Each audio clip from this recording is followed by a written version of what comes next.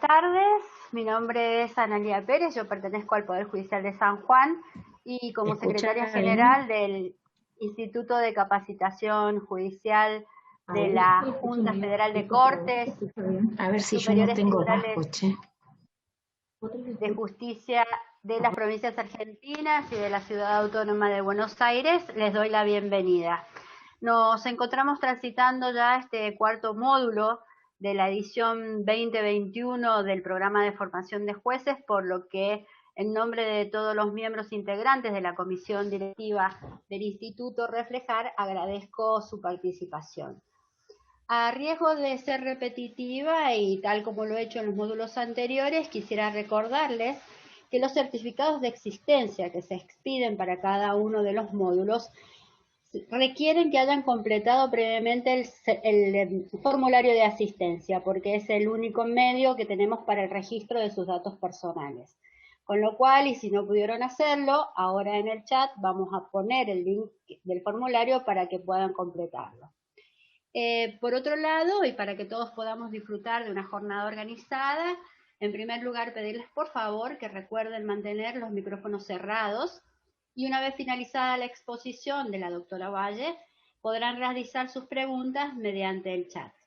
Dicho lo cual, me complace dejar en uso de la palabra al señor vocal del Instituto, el doctor Fabián Vitar, vicepresidente segundo de la Corte de Justicia y director académico de la Escuela de la Magistratura del Poder Judicial de Salta. Doctor Vitar, por favor.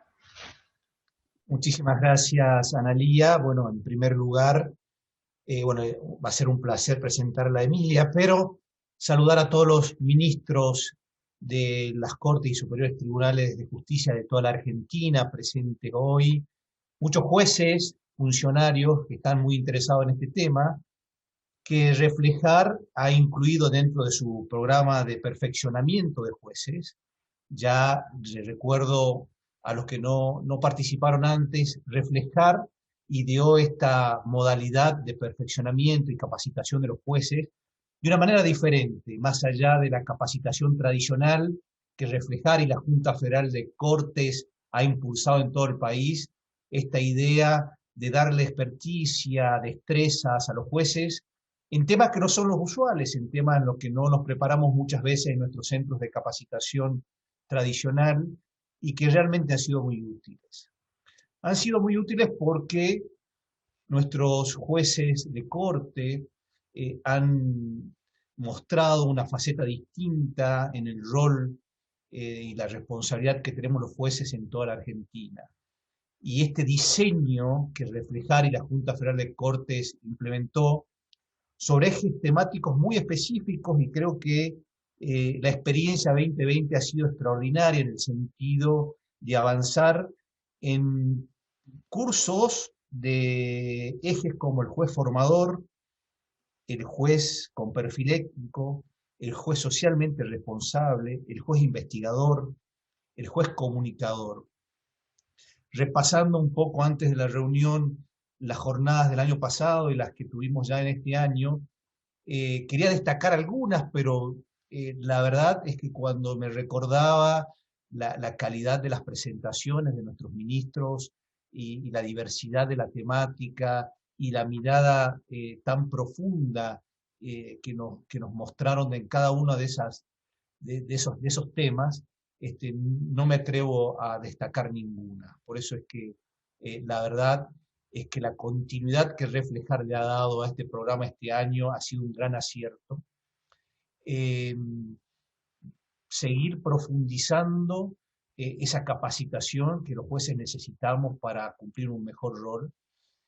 Jueces de todas las instancias. La experiencia, por lo menos de los salteños que participaron de estas jornadas, las van aplicando día a día cuando Eduardo hablaba de la ética, cuando María del Carmen o Germán Busemia dieron una clase extraordinaria de la relación de los jueces con la prensa, cuando Chabela nos habló de la relación del derecho indígena, son cosas que nosotros hemos aprovechado muchísimo y que creo que la concurrencia de hoy tan amplia también lo va a poder hacer. Así que Reflejar, Claudia Misahuac, con su impulso, ha renovado este año estas jornadas de perfeccionamiento, manteniendo esa transversalidad en la formación que nos parece extraordinario. Y bueno, hoy un tema muy, muy interesante, como hablábamos al principio antes de empezar, juicio por jurados, avances y desafíos, jurado indígena en Chaco. Presentarla a Emilia María Valle, ministra del Superior Tribunal de Justicia del Chaco, y hablar brevemente de su extenso currículum, decir que además de ministra del Superior Tribunal de Justicia del Chaco, es presidenta del Foro Federal de Consejos de la Magistratura y Jurados de Enjuiciamiento, FOFECMA, directora y capacitadora del Centro de Estudios Judiciales de Chaco, vicepresidenta del Consejo de la Magistratura de Chaco, magíster en Maestría y Derecho Judicial, una felicitación especial por esta maestría, la verdad que nos alegró muchísimo. Cuenta con distintos posgrados en penal y procesal penal y ha sido disertante, expositora y panelista en numerosos cursos, charlas y congresos. La escuchamos varias veces, no nos vamos a cansar de escucharla, nos alegra hoy poder estar acá, presentarla, y Emilia, te cedo la palabra. Muchas gracias.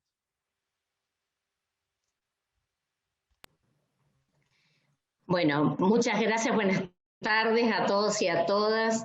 Muchas gracias, querido Fabián, querido colega. Realmente muchas de las palabras también son inspiradas en el profundo afecto que mutuamente nos tenemos.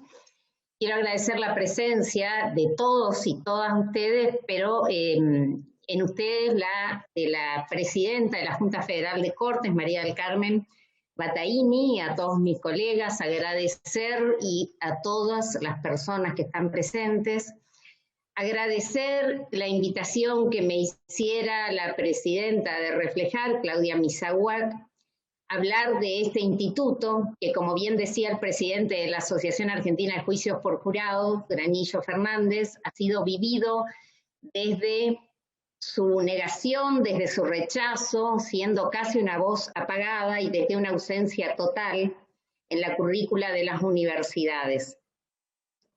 Quiero también reconocer en esta tarde el trabajo enorme que viene haciendo Reflejar, conducido por Claudia Misahuac y todo el equipo de trabajo, porque la verdad es que son tiempos realmente muy difíciles. Y agradecerles la presencia a todos y a todas ustedes de esta manera virtual al que esta crisis sanitaria mundial nos ha obligándonos a aprender nuevas destrezas, habilidades y también a dejar de hacer cosas a las que estábamos acostumbrados. Como todas las grandes crisis traen cambios y confiamos en que saldremos fortalecidos y mejores personas. Y antes de hablar del instituto que específicamente hoy me convoca, hablaré de dos cuestiones que tienen directa relación con el juicio por jurados o cuestiones sobre las que el juicio por jurado impacta.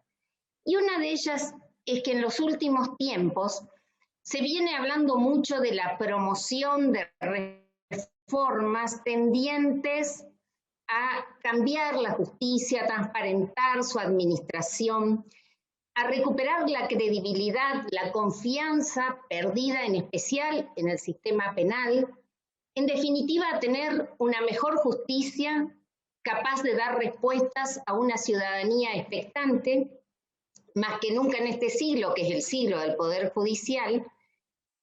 Y el gran desafío es detenernos a mirar esa sociedad, una sociedad visiblemente atravesada por diferencias en lo económico, social y cultural, atravesada por un número creciente de conflictos, y el desafío es detenernos en esos conflictos, promover el diálogo, la paz, la armonía social y recuperar esa confianza perdida de la que hablamos.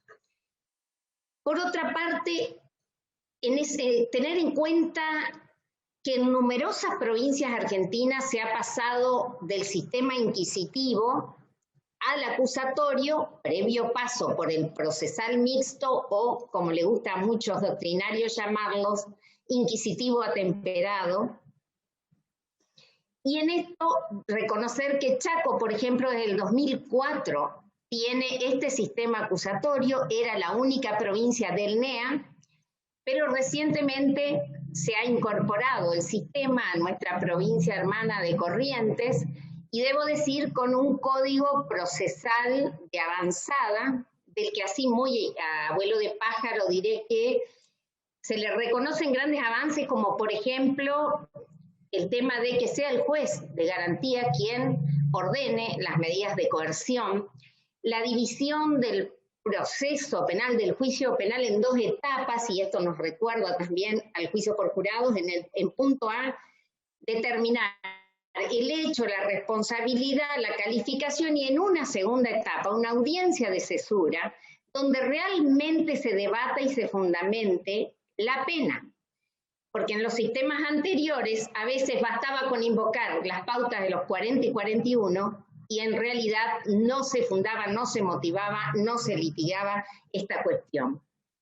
Por otra parte, también de avanzada, que se consigne expresamente el pedido de absolución de la parte acusadora vincula al juez y que tampoco puede superarse la pena pedida por el fiscal, el proceso por audiencia, la oficina judicial como apoyo de los sistemas jurisdiccionales. En fin, nosotros tenemos nuestra oficina por jurado, pero en esto hay un avance mayor, por lo menos en la planificación contemplada por ese código. Pero bueno, el tema es que muchas provincias argentinas transitamos el sistema acusatorio. Es decir, estamos cumpliendo un estricto mandato constitucional que arranca desde el mismo preámbulo, que en los propósitos en los cuales enuncia que debe estar organizada nuestra nación, de entre esos propósitos, habla de afianzar la justicia y asegurar los beneficios de la libertad. Y nos decía nuestro recordado profesor Mayer que este segundo propósito condiciona al anterior porque la justicia no puede afianzarse a cualquier costo ni a cualquier precio. Y a su vez, otro recordado maestro como Vázquez Rossi decía que la relación de esos dos propósitos nos estaban indicando tener un enjuiciamiento penal compatible con la Constitución o mínimamente compatible. Lamentablemente los argentinos y las argentinas mucho tiempo tardamos en darnos cuenta que este preámbulo es operativo y entonces más allá de un proyecto de 1871 que fracasó, pero que contenía un código de procedimiento criminal con una etapa de investigación con celeridad y publicidad y que tomaba en serio el mandato del entonces 102 respecto a establecer jurados populares, más allá de eso, el país entendió que todo se concentraba en el artículo 18 de la Constitución Nacional, que sabemos que es una piedra basal angular de todo nuestro sistema, pero más genérico y referido a garantías penales y procesales. Y el 102, que era específico, se tomó como una excentricidad propia de los constituyentes sin aplicación práctica a la realidad de nuestro país por cuestiones políticas, económicas, culturales. El país pensó eso, y las provincias que conservaban la autonomía no delegada pensaron que no tenían un mandato constitucional para ir a un sistema de enjuiciamiento penal, y entonces pasó todo lo que pasó en nuestro país. Tuvimos una etapa del proceso penal que fue marcadamente inquisitivo, que se inicia con aquel Código de Procedimientos Federal de 1888, que tiene el torso ideológico del Proyecto Barrio, y que es, por supuesto, sin inmediación, sin contradicción, sin oralidad, sin publicación, secreto, con un juez superpoderoso que concentra en sí todas las facultades, es el que recoge la prueba, valora la prueba, la produce y la valora de acuerdo a la prueba legal pasada, concentra en sí las facultades de juzgar y de acusar.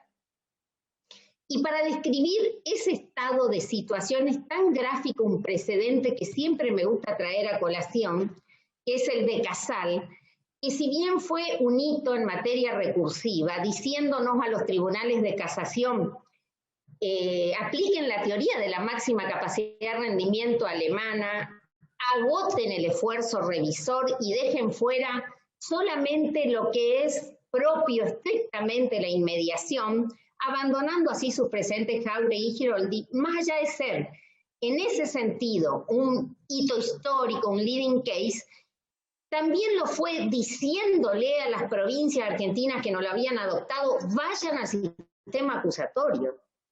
Y en este sentido, la Corte nos señaló que no habíamos seguido el sistema napoleónico francés, sino el de la restauración borbónica, un sistema inquisitivo, que no tuvimos hasta buena parte del siglo pasado y en lo federal hasta fines del siglo pasado, un procedimiento penal propio de un poder judicial horizontalmente organizado con control de constitucionalidad propio de un Estado constitucional de derecho, pero tampoco tuvimos aquel que era propio de los poderes judiciales corporativamente organizados sin control de constitucionalidad propio de los estados legales de derecho.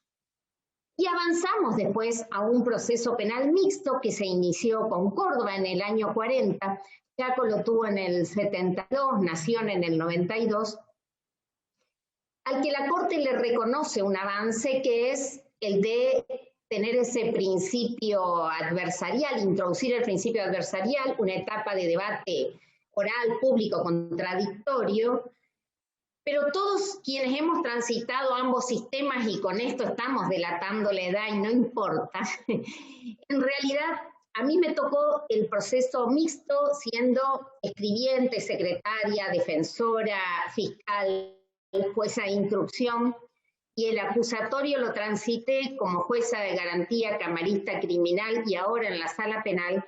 Y realmente hay que darle razón cuando Vázquez Rossi decía que cuando se llegaba al debate, la suerte del imputado ya estaba echada, porque todo se incorporaba por lectura en la etapa del debate.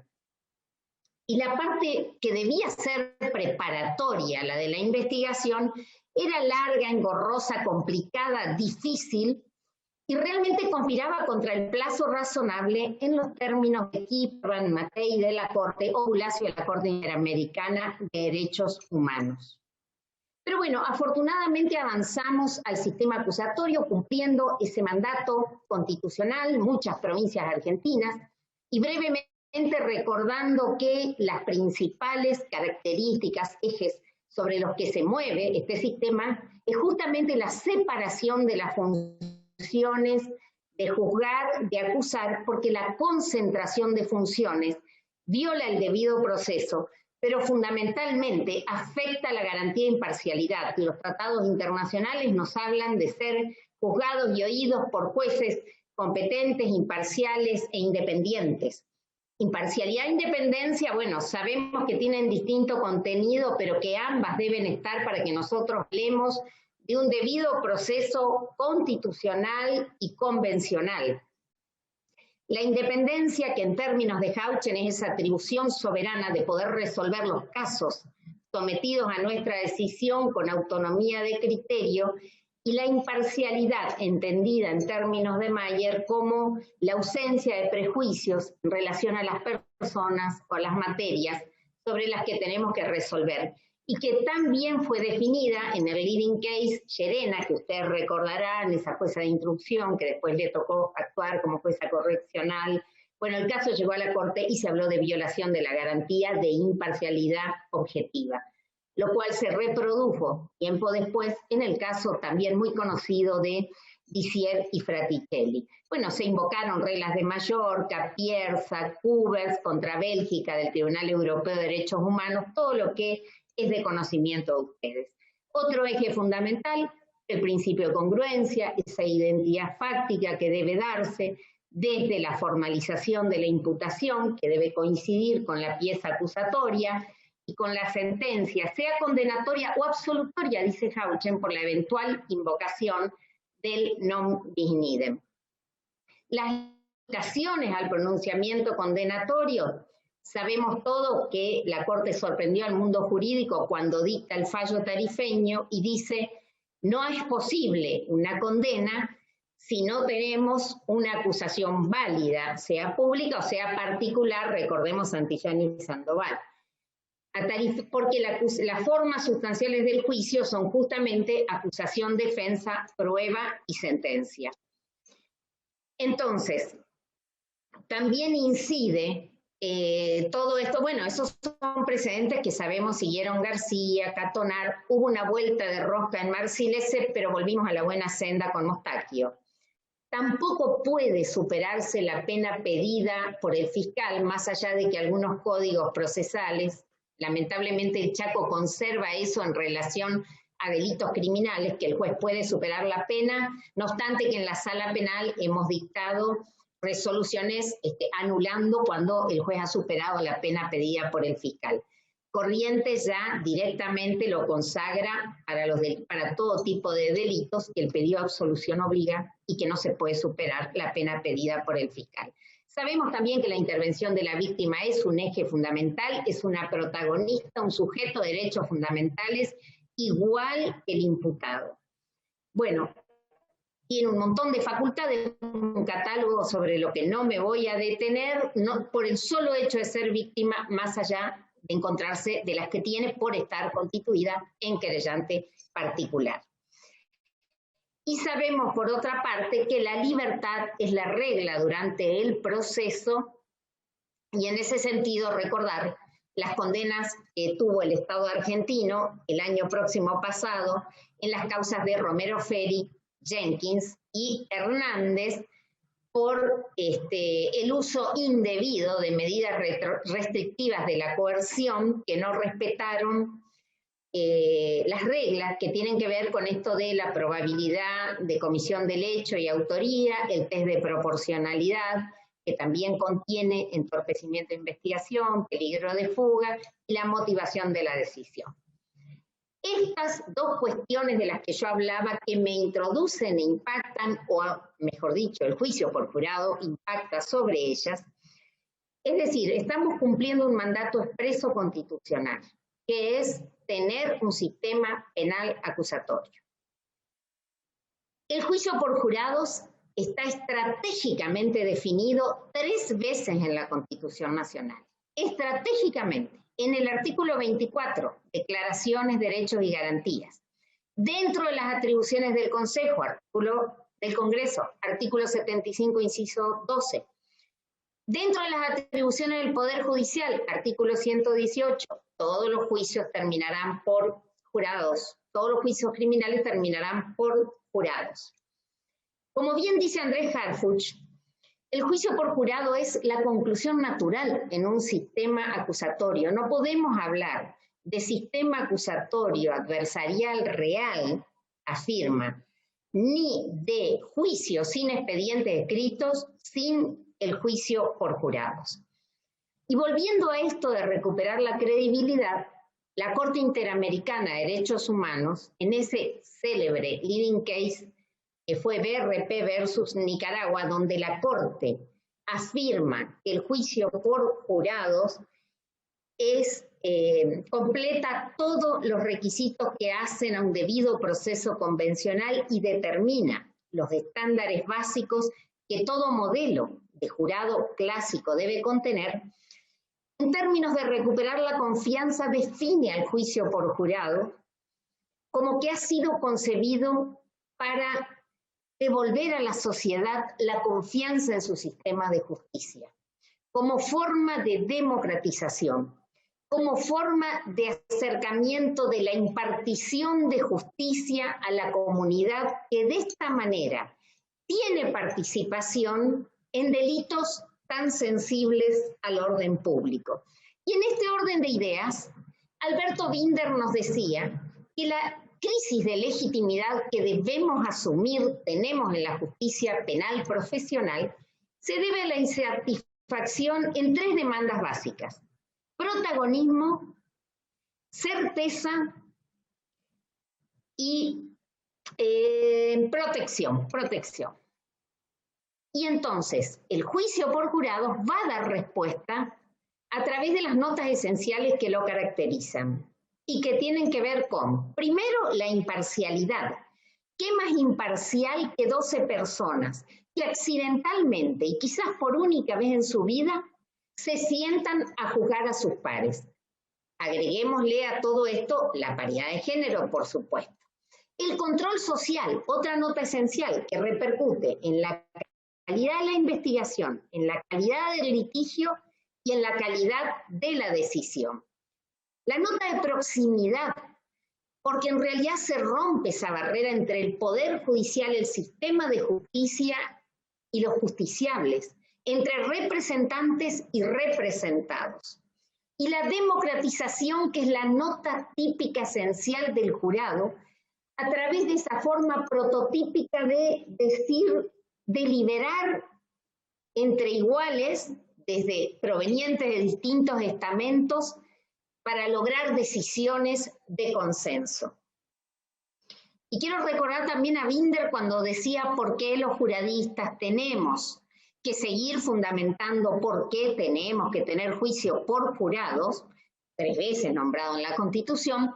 ¿Por qué no preguntarnos por qué tenemos que ser juzgados por un grupo reducido de personas cuya única función, cuya única misión es juzgar a los demás? Y el quid de la cuestión es esta palabra, exclusivamente, porque en realidad el juicio por jurado no desplaza a los jueces técnicos. Los jueces técnicos tienen un papel central, esto es una tarea de cooperación, un reparto de competencias en realidad, porque nosotros sabemos que el juez técnico sigue controlando la admisibilidad de la prueba, es el juez de garantías, dice Cristian Pena, controla la regularidad del litigio, da las instrucciones iniciales orientando el juzgado, las finales en la interpretación del derecho. Si hay un veredicto de culpabilidad, es quien va a decir, quien va a imponer la pena previa audiencia de cesura. Y por otra parte, también decía Binder que es la mejor escuela cívica que podemos tener, porque esos 12 ciudadanos, mitad hombres, mitad mujeres, después de cumplir este rol, vuelven a sus hogares entendiendo el sistema de justicia. Esto lo vemos en estadísticas y en las encuestas. Pero también comprendiendo el rol fundamental que ellos tuvieron en la administración de justicia. Como decía Valerie Hahn y John Gastill, un sistema de jurados efectivo enseña a su ciudadanía de una docena a la vez qué hay que hacer para vivir juntos en armonía y cómo adoptar medidas que protejan la libertad y garanticen la justicia. Y ya Tocqueville decía que era una escuela de gobierno de hombres y mujeres libres.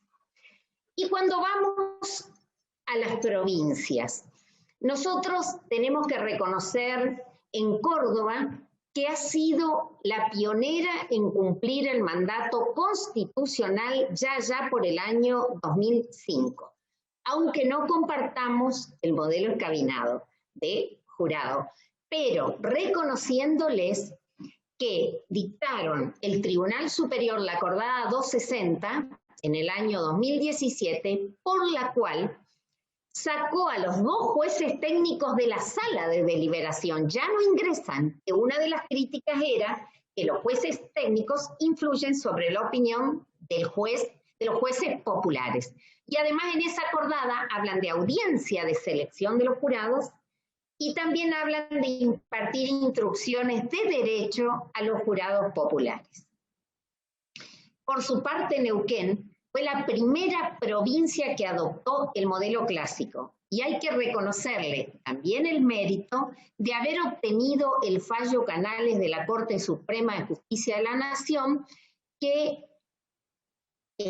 estableció que el juicio por jurados, ese modelo de enjuiciamiento, es una garantía constitucional.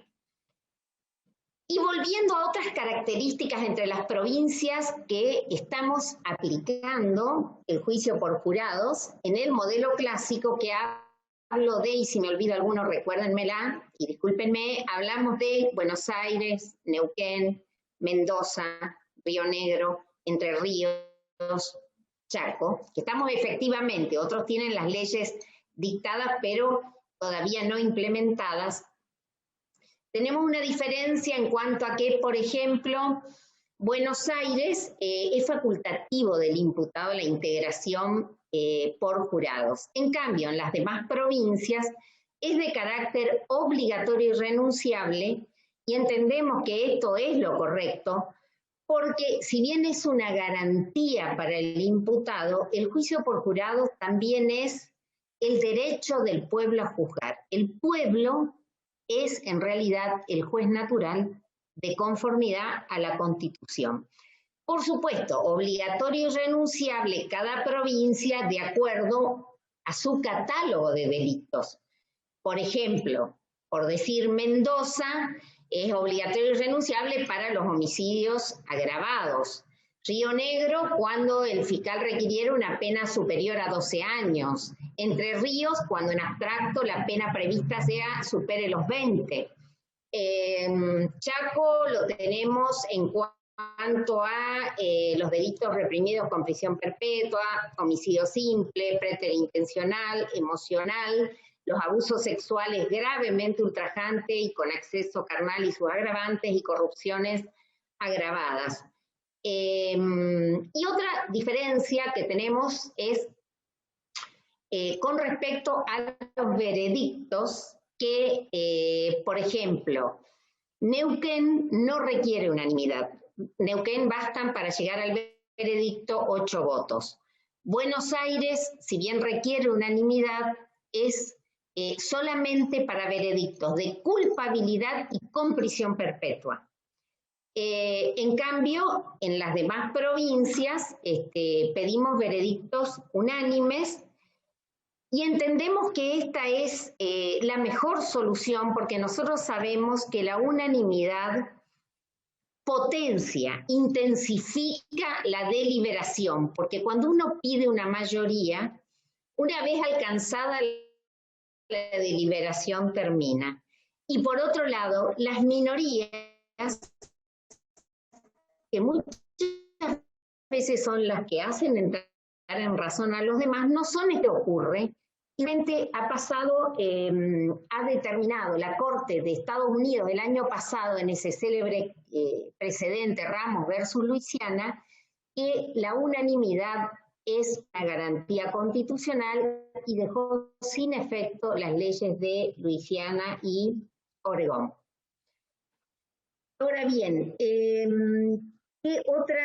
otra cuestión que quería resaltar es que en abril de este año, la Corte Suprema de Justicia, en su boletín 43, hizo un recorrido y destacó las provincias que aún en pandemia estamos llevando, que son todas estas provincias que nombré, llevando adelante los juicios por jurado aún en tiempos de pandemia. Y concluyó diciendo, y esto es importante, que después de 500 juicios por jurados celebrados en el país, es indudable que el juicio por jurados ha venido para quedarse. Y comenzando hablando de otras diferencias en las provincias, yo quiero destacar las diferencias que hay en cuanto a Neuquén, que tiene un jurado intercultural. El artículo 198, inciso 6 de Neuquén, refiere a que la mitad de los integrantes del panel de jurados deberán pertenecer al mismo entorno social y cultural del imputado. Y ustedes seguramente conocen el caso de Rel Muñamcu, esa indígena mapuche, que junto a otros 2 referentes indígenas fue llevada a juicio por el delito de tentativa de homicidio, donde la fiscal pidió una pena superior a 15 años, y ella estaba acusada de haber arrojado una piedra contra la oficial Pelaye, me acuerdo ese apellido, en momentos en que la oficial hacía un procedimiento sobre las tierras ocupadas por los mapuches, por una acción entablada por una petrolera. El jurado integrado en su mitad por mapuches y llevado adelante en los dos idiomas, concluyó con la absolución. Por otro lado, el jurado indígena en Chaco es otra característica y antes de entrar a decirles cómo está conformado, me parece importante recordar como cuestión el tan declamado reconocimiento a la preexistencia étnica de los pueblos indígenas, al respeto a sus derechos y a su cosmovisión propia. Desde los tiempos de la colonia hasta nuestros tiempos, sabemos que las naciones indígenas y el sistema de derecho occidental han pasado desde el rechazo a la invisibilización y al reconocimiento.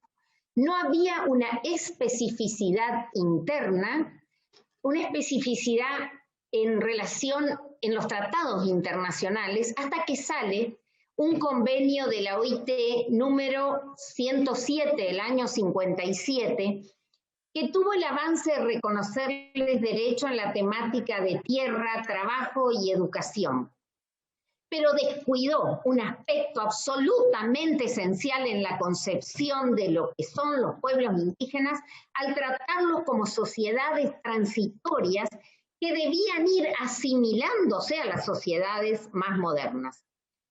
Ese error fue corregido varios años después por la misma OIT con la redacción del convenio 169, que sí marca un cambio fundamental en la concepción de los pueblos indígenas, porque los trata allí sí como sociedades permanentes, elimina las actitudes paternalistas, como sociedades permanentes a quienes hay que asegurar la continuidad de su existencia, el respeto a su diversidad, a su identidad, a su diversidad étnica y cultural, a su plan de vida, a su proyecto de vida.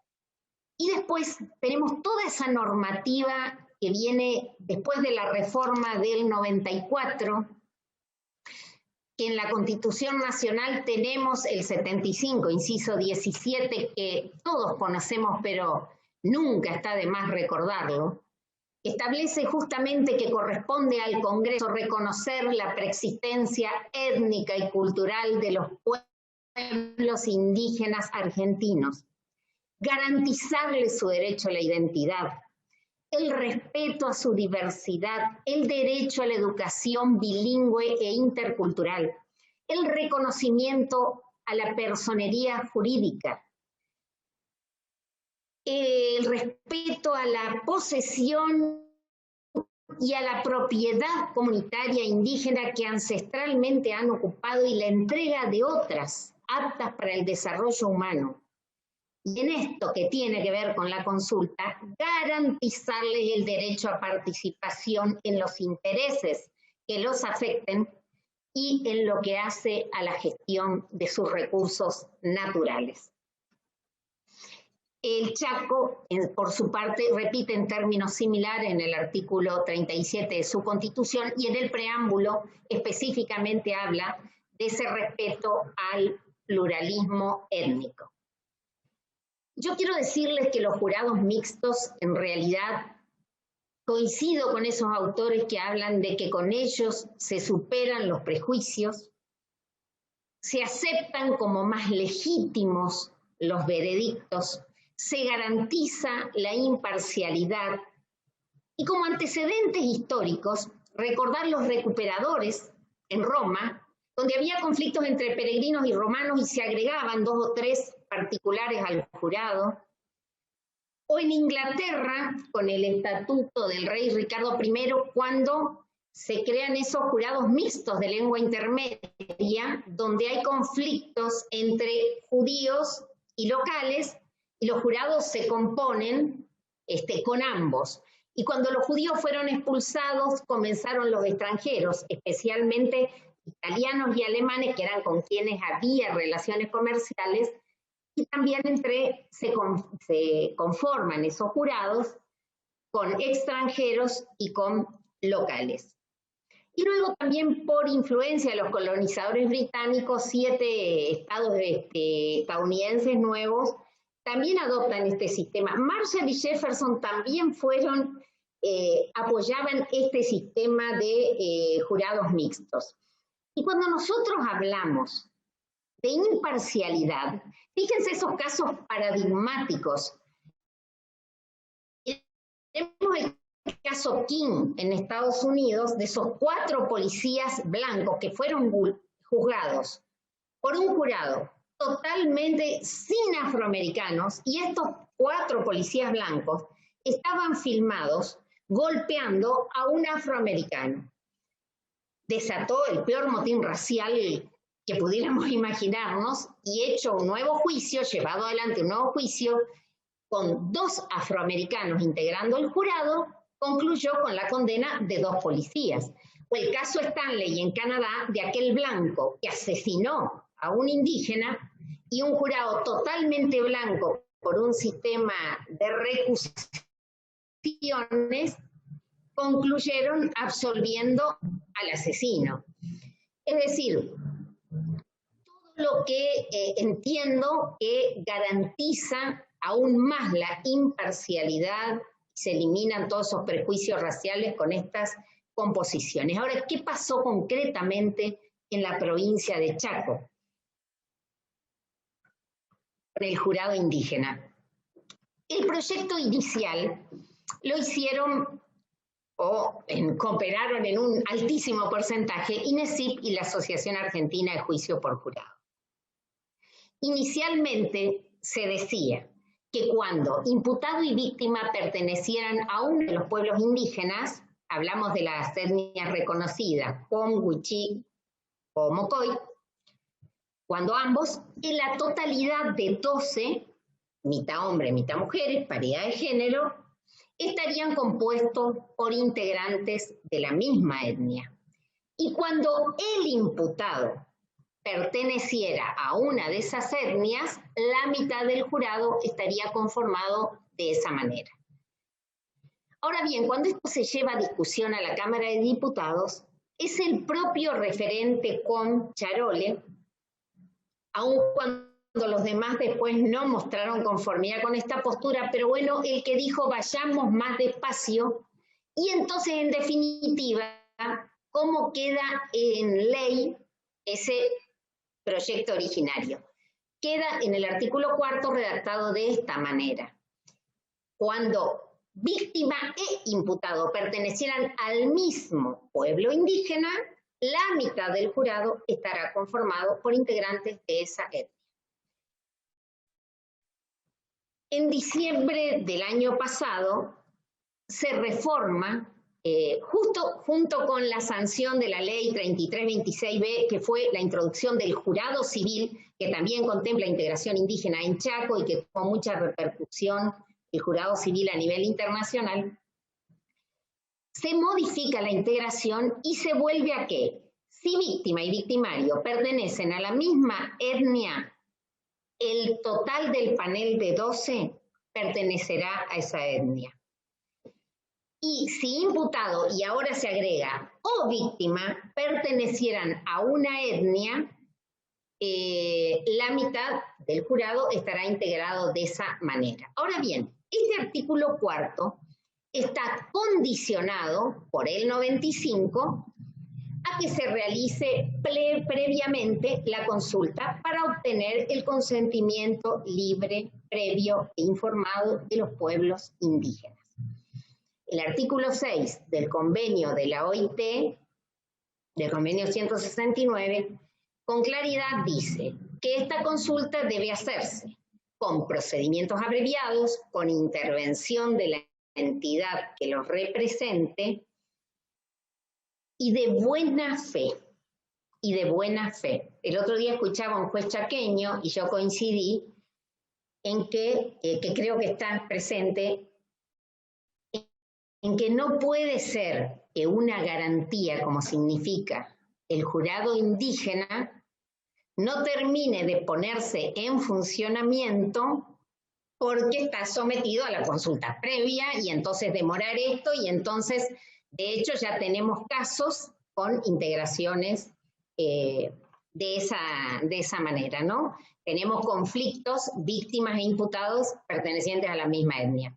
Ahora, yo quiero contarles que en la tesis, en realidad, que yo rendí, un punto de vista muy personal, que puede ser compartido o no, pero a mí me parece que, aún con la reforma, que además, quiero agregar, modificó también la edad, que sobre todo el punto de vista de los pueblos indígenas, es muy positivo porque nosotros, nuestra ley anterior decía de 25 a 65 años, lo que no era bueno para la ciudadanía en general, pero menos para los pueblos indígenas por el respeto que ellos tienen a la palabra de sus consejos de ancianos.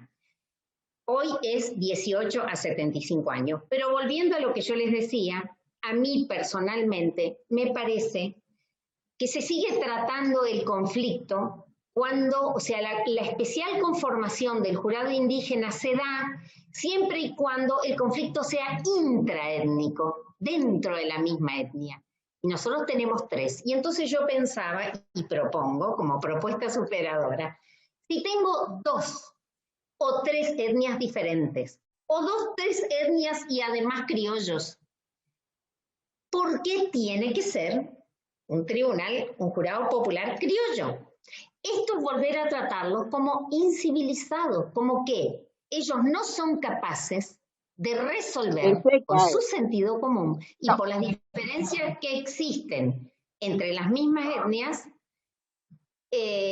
sus conflictos o llegar a una decisión consensuada, deliberada y todo lo demás. Entonces, yo creo que esa integración proporcional, una proporcionalidad que debe estar asegurada por el juez técnico, respetando la paridad de género, les va a dar la participación que en realidad merecen. Sinceramente creo que la integración proporcional nos asegura paneles étnicamente representativos, garantiza aún más la imparcialidad. Los veredictos se verán más legítimos, justos y tendrán una mayor aceptación entre las mismas comunidades. Fomentará la paz social entre ellos e incrementará el papel educativo que tiene el jurado. Sinceramente pienso que con la implementación del jurado indígena, como está, como se ha reformado en diciembre, que ha sido un avance, pero aún más si la integración fuera proporcional, estaríamos respetando el tan mentado reconocimiento a la preexistencia étnica y cultural de nuestros pueblos indígenas y no sería ya una fórmula vacía de contenido que es impropia de cualquier texto constitucional. Estaríamos cumpliendo el deber del Estado de reconocer esa vida cultural colectiva diferente, asegurando su continuidad, respetando su diversidad cultural, aceptando que desarrollen su vida de acuerdo a su proyecto, a sus planes de vida, y estaríamos en parte dejando atrás o reparando en alguna medida tanto tiempo de discriminación, de desigualdades, de explotación económica, de subordinación política, de subvaloración cultural. Creo que tenemos un largo camino para recorrer en cuanto a respetar los derechos indígenas ante la justicia. Pero creo que con la implementación del jurado indígena estamos asegurando al menos equidad y legitimidad en la estructura de los procedimientos penales. Y mucho más si estamos pensando en que concluyan con juicio por jurados populares que deben operar bajo el poderoso signo de la diversidad. Muchas gracias.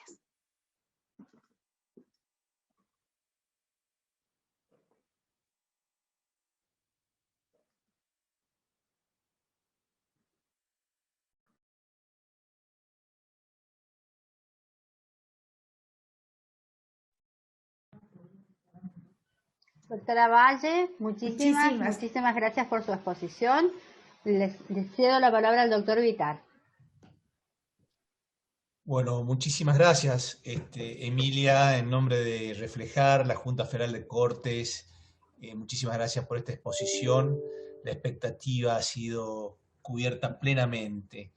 Este espacio está habilitado para poder hacer preguntas de manera escrita en el chat, o si alguien quiere pedir y hacerlo verbalmente, lo podríamos hacer en los próximos minutos. Si hay alguien que quiere hacer una pregunta de manera verbal. Analía, ¿hay alguna pregunta en el chat? Están ingresando, pero todavía no tenemos ninguna pregunta concreta. Tenemos por ahí un poquito demorado también la señal. Yo aprovecho entonces, ya que tengo la posibilidad. Emilia, el proceso de selección de los jurados en relación a las etnias, ¿cómo lo pueden resolver teniendo en cuenta las jerarquías que generalmente tienen en las comunidades? Y cuando están imputados de delitos, muchas veces los que ejercen o como caciques o lugares preponderantes en la comunidad, esa situación de sumisión que hemos visto a esa jerarquía. Nosotros tuvimos experiencias en Salta muy extremas, ¿no? Teníamos una experiencia en el sentido de cuando llevamos a declarar a una mujer por haber sido víctima de un delito, y teníamos un traductor, y resulta ser que la mujer volvió al otro día al juzgado y dijo: yo hablo español, la traducción que hacía el traductor no es fiel a lo que yo decía, él tergiversó porque nosotros las mujeres teníamos una situación de dominación no aceptable, y tuvimos que buscar alternativas en esa relación de poder que hay en las comunidades, ¿no? Los jurados en esos puntos, con la conformación mixta, ¿cómo son los procesos de selección? ¿Cómo podrían ser? A ver, no estoy muteada. A ver, Fabián, una cosa es cómo vamos a sortear. Nosotros tenemos un problema, la entidad que los nuclea, que los representa, en este momento está intervenida, pero se supone que se normalizará, creo que en agosto, me podrá corregir Rolando, que está presidiendo el Tribunal Electoral. Se van a hacer elecciones en el Instituto del Aborigen Chaqueño, que fue creado por la Ley 562W de Chaco, por la entidad que los nuclea. Si vos lo que me querés decir es que de las 3 etnias hay 2 que hoy mantienen como autoridad máxima el Consejo de Ancianos y una sola el cacique. Si vos lo que me querés decir es cómo influiría en el caso de estar seleccionado entre los potenciales jurados por el respeto que le tienen alguno de ellos, yo sinceramente creo que cada uno, vos los escuchás hablar en charlas abiertas. Acá en la Cátedra Libre de Derecho Indígena, nosotros hemos participado en distintos cursos. Cada etnia tiene sus particularidades. Ahora, yo confío plenamente en que frente a un caso que les toque juzgar a sus pares, ellos tienen la absoluta capacidad, determinación y sentido común para resolver de acuerdo a las pruebas que se le presenten. Yo no creo que realmente porque haya una persona, un anciano, por ejemplo, dentro de los jurados, va a llevar a los otros porque esto sería, como yo te decía, un poco tratarlos en cierta manera como incivilizado, y eso es lo que yo no puedo compartir. No sé si vos me preguntabas desde esa óptica si yo pensaba. En las deliberaciones nosotros sí tenemos previsto que pueda estar presente un intérprete si alguno no hablara el idioma. Y yo te contaba el caso de Neuquén, por ejemplo, que se llevó el juicio en los dos idiomas. Yo ahí no les veo problemas. A mí me está preocupando mucho más, en realidad, el procedimiento de la consulta previa, porque en realidad vos sabrás que no hay un procedimiento. De hecho, en OTPO, que fue el Encuentro Nacional de Pueblos Originarios, elaboró un protocolo de consulta y lo presentó como un anteproyecto de ley en el 2014 y todavía nuestros referentes, ayudados por la Cátedra Libre, ayudados por los referentes, que vos sabés que nosotros tenemos la coordinadora en Chaco indígena entre el Poder Judicial y los pueblos indígenas, y tenemos referentes las tres etnias en distintas circunscripciones, la oficina de jurados, la participación de nuestras ministras, todos han elaborado un protocolo que se presentó en febrero del 2020, y bueno, después vino la pandemia y ese protocolo contempla, por ejemplo, un proceso de sensibilización, de información, y 15 foros pusieron, pero después el primer abogado que está con nosotros en el Poder Judicial, me dijo, es más adecuado decir asamblea, aunque el protocolo hable de foros, se pueden concentrar en menos, pero me preocupa más que terminemos de concretar. Por lo mismo que te decía de este juez que nos decía, que no sea que esto nos lleve a dilatar las cosas y a no concretar. Hay que hacerlo bien, con procedimiento apropiado, de buena fe, pero hacerlo, para que esto tenga vigencia, porque ya tenemos casos. No sé si respondí eso. Sí, perfectamente. Esa es la inquietud, no por la incapacidad de asumir esa responsabilidad, no lo reflejaba desde ese punto de vista, sino como en todo proceso, la selección de los jurados tiene tantos elementos para justamente garantizar, o hacer referencia a casos donde los miembros jurados eran el 100% representantes, o no había ningún representante de la etnia, por llamarlo de alguna manera, del imputado, y lo reflejabas como algo anormal.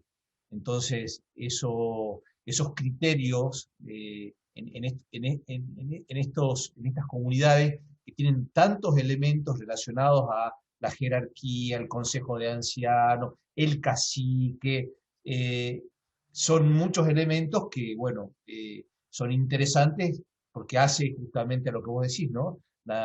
El análisis íntegro de las composiciones y las formas. Perfecto por mí.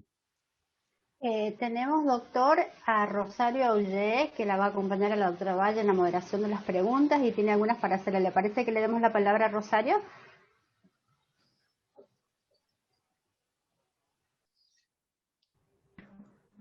Sí, Fabián no tiene problema, lo mismo, sí. No, al contrario, habíamos acordado que las secretarias de reflejar sean las que coordinen y moderen las preguntas. Perfecto. Rosario, te escuchamos, por favor. Muy bien.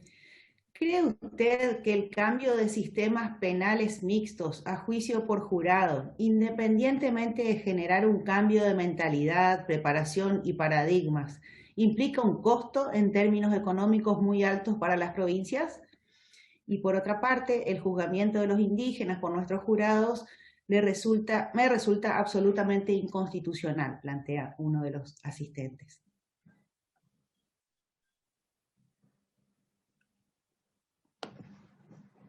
El jurado a cargo de los indígenas absolutamente inconstitucional, ¿entendí bien?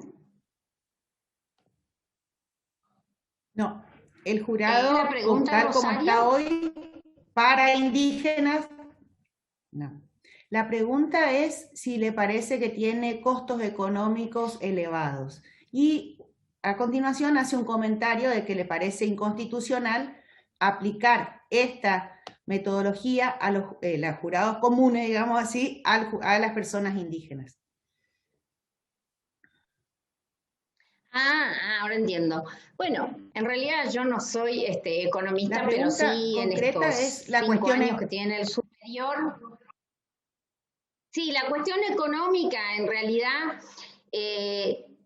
Yo para ser muy simple le voy a decir, si una provincia, de las condiciones económicas de la provincia del Chaco, puede tener desde el año 2004 un sistema acusatorio y juicio por jurado, creo que todos pueden.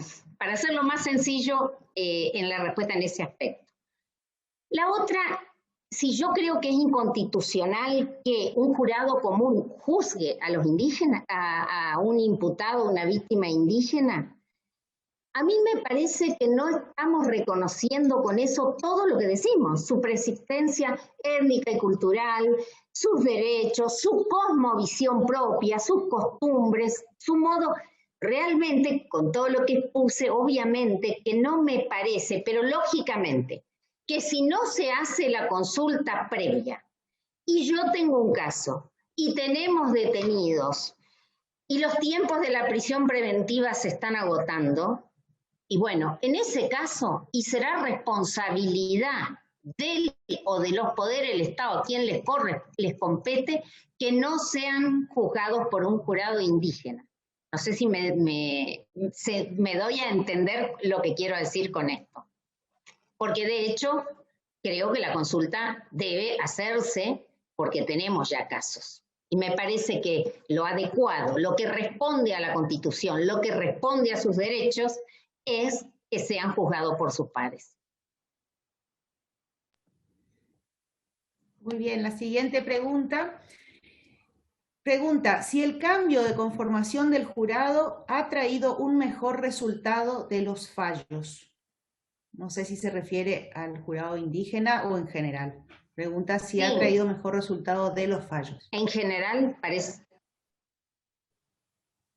El juicio por jurado, realmente lo que nosotros, en nuestra corta experiencia desde el Chaco, pero en lo que leemos en todas las provincias en general, realmente lo que nos ha dado es una aceptación de la sociedad de los veredictos populares increíble.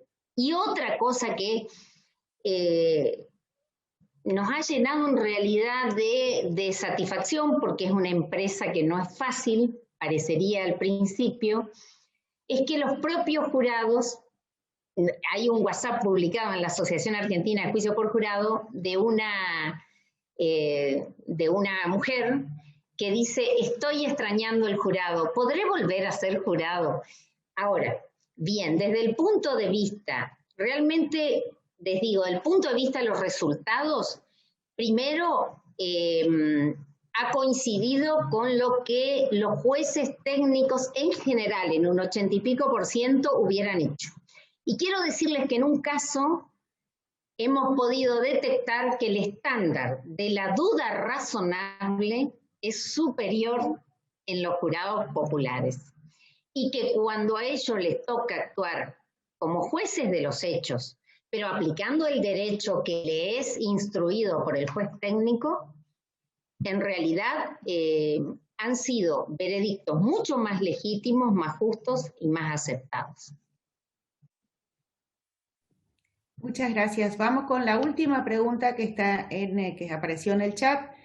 Dice, ¿puede el juez técnico? Que hemos publicado. Sí, a ver. Sí, dale.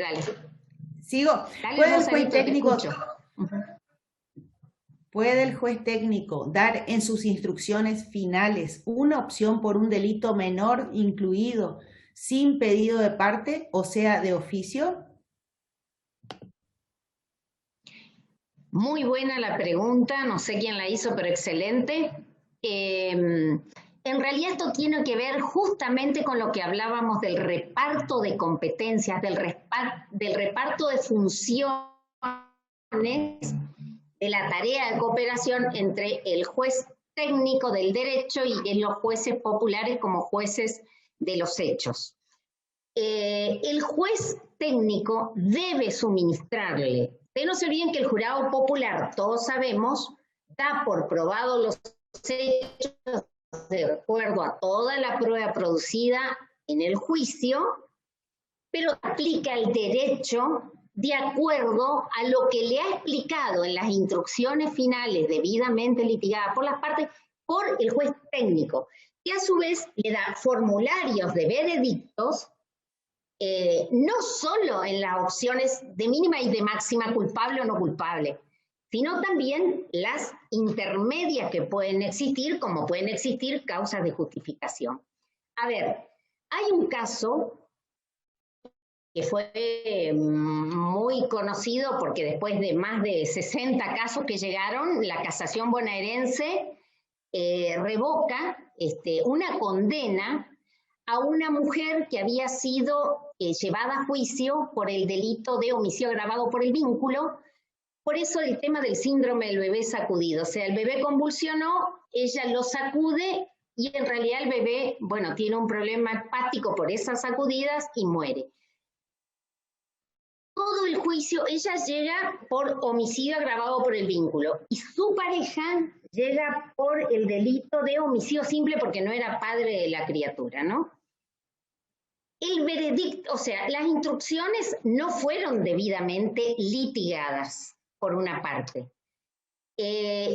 Porque ustedes saben que las instrucciones, después de los alegatos de clausura, deben ser litigadas y esas instrucciones después leídas por el juez técnico a los jurados populares. Y hay unos formularios de veredicto. En este caso, la defensa falló en que no hubo esa audiencia. Él defendió y habló de negligencia, de homicidio culposo en su alegato de cierre, pero no lo hizo incluir dentro de las instrucciones. Si bien la propia mujer decía intención, o sea, no había dolo directo, indirecto, eventual. ¿Pero qué recibió el jurado popular? Dos opciones: homicidio agravado por el vínculo para ella, homicidio simple para su pareja, o no culpable. No tuvo la posibilidad del delito menor incluido culposo, que debió estar en las instrucciones finales. Y entonces se lo anuló. Y en realidad ellos ahí sentaron doctrina legal espectacular. Y dijeron que justamente el juez está obligado a instruir al jurado por los delitos menores incluidos, aún contra la voluntad expresa de las partes. Deben estar debidamente litigadas las instrucciones y quedar en soporte audiovisual, porque eso también permite después la tarea posterior del doble conforme, de la revisión y demás. De manera tal que, contestando la pregunta que se hiciera, sí, el juez puede y debe de oficio, porque aquí hay que buscar la verdad y la justicia, como se dijo en un juicio de California. Esto no es una tómbola, un casino, a todo o nada. Nosotros buscamos la verdad, buscamos la justicia, y no podemos olvidar esa, aún dentro de un sistema acusatorio, la función central que tiene el juez técnico, porque el jurado popular no conoce de derecho. Entonces, se basa los hechos de acuerdo a las pruebas, su sentido común, lo que se recopiló en el juicio. Pero el derecho que va a aplicar es el derecho que con un lenguaje claro y sencillo y de acuerdo a las instrucciones debidamente litigadas por la parte y decididas por el juez, le son leídas al jurado popular. Creo que está, no sé si está respondido. Excelente respuesta. Vamos a dar por cerrado el espacio de debate y le damos la palabra entonces al doctor Fabián Vitar para que haga el cierre de este maravilloso encuentro. Muchas gracias. Bueno, muchísimas gracias. Antes del cierre formal, me gustaría, teniendo aquí entre los participantes a nuestra presidenta María del Carmen Battaini, la verdad es que siempre acompaña a todos los programas de Reflejar y es un lujo tenerla. Me gustaría darle las palabras de cierre a ella. Gracias, Fabián, pero creo que las palabras de cierre están muy bien en tu boca. Así que yo simplemente los saludo, agradezco a Emilia, como siempre, muy clara, excelente.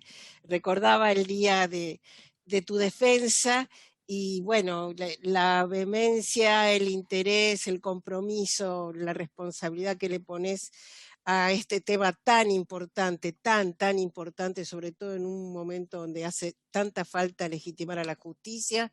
Excelente como siempre. No sé si estuviste mirando el chat, pero creo que hasta una jueza de Colombia te ha estado escuchando y agradece tu excelente intervención. Gracias Reflejar, gracias Fabián, Claudia, Rosario, Analía, Alejandra, Belén. Bueno, gracias a todos los integrantes, no sé si está Alicia, no me fijé, y gracias también a Adriana, sí sé que está, Germán también está. Bueno, gracias a todos por este ciclo que continúa, el del año pasado, y que creo que va a seguir continuando de la misma manera con total éxito, y nos encontraremos y nos veremos en el próximo encuentro. Gracias también a Claudio, que estaba por allí, creo, los chicos de la Junta que también siempre nos hacen de soporte. Bueno, los abrazo con todo mi afecto y agradezco la calidez de estos encuentros. Muchas gracias, María del Carmen. Sabemos de tu apoyo a Reflejar desde la Junta Federal. Bueno, un agradecimiento también a todo el equipo de Reflejar, a las chicas que vos nombraste, a los ministros presentes, a los jueces y funcionarios que nos acompañaron hoy en esta disertación brillante de Emilia, que la verdad que nos enorgullece ser colegas en la Argentina junto con Emilia. Una invitación, antes de cerrar, el próximo miércoles 26 de mayo a las 17 horas, vamos a continuar con este programa, el módulo 5. El tema va a ser Federalismo procesal, las potestades del legislador y del juez local, y el disertante va a ser el doctor Fabricio Lossi, ministro del Superior Tribunal de Justicia de La Pampa. Así que muchísimas gracias a todos.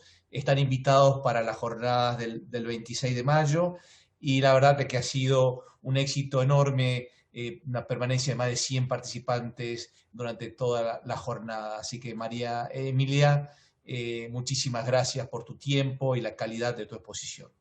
Gracias a todos. Fabián, Claudia está mi presidenta, perdón, está mi presidenta. Antes de que se vayan, yo quiero pasar un aviso parroquiano. Además de agradecerle esta excelente exposición, sumándome a los agradecimientos de Emilia y a la presencia de todos ustedes y al acompañamiento de siempre de María del Carmen, quiero decirles que los convoco a quienes nos acompañan semanalmente al martes próximo, para que no se confundan, es un martes a las 17 horas, el próximo martes 18 a las 17 horas, es una actividad que no es estrictamente del programa de perfeccionamiento para jueces, por eso les contaba que es un aviso parroquiano, pero que me parece muy interesante poderlo compartir aquí, que es una actividad que llevamos adelante desde Jufejus, juntamente con nuestro Instituto de Tecnología, que por acá la veo a Adriana García Nieto, que integra ese instituto, y también con el Consejo de Procuradores de todas las provincias argentinas. Y digo que es una actividad muy interesante porque quienes van a llevar a cabo el entrenamiento son los representantes para América Latina y para Sudamérica en particular de Facebook.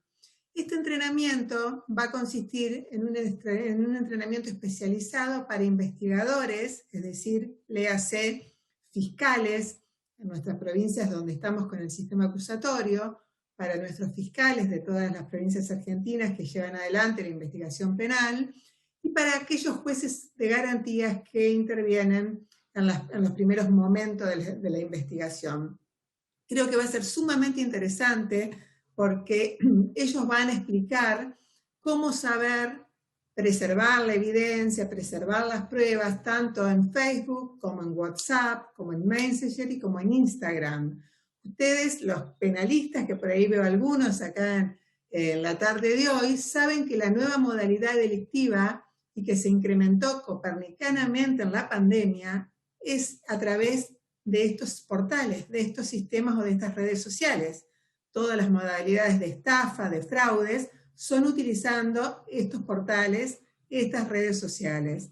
Y entonces hemos podido conectarnos a través de la colaboración del Instituto Tecnológico de Jufejus con los directivos de estas empresas, quienes además, de forma, digo yo que muy, pero muy generosa, por eso quería resaltarlo, se han ofrecido desde hacer esta capacitación del martes, que va a ser una capacitación básica, un entrenamiento primario, pero con ida y vuelta, es decir, van a quedar a disposición durante una semana para seguir efectuando las preguntas que los investigadores, fiscales y jueces de garantías deseen, y después ir por un entrenamiento más avanzado. Creo yo que va a ser una enorme contribución para este tipo nuevo de modalidad delictiva que estamos viendo con los ojos pero muy, muy grandes en las provincias, a través de los bancos, a través, digamos, estafas, simulando todo tipo de páginas, pero siempre utilizando alguna red social. Así que bueno, quedan todos invitados y fundamentalmente para que le transmitan a los fiscales, que también vamos a coparticipar con el Consejo de Procuradores de todo el país, el martes próximo, martes 18 a las 17 horas. Terminado el aviso parroquiano, Fabián, te dejo a vos con el uso de la palabra y solo lo saludo con la mano. Buenas tardes a todos. Muchas gracias. Buenas tardes. Chao, chao. Buenas tardes, gracias. Chao, familia. Gracias.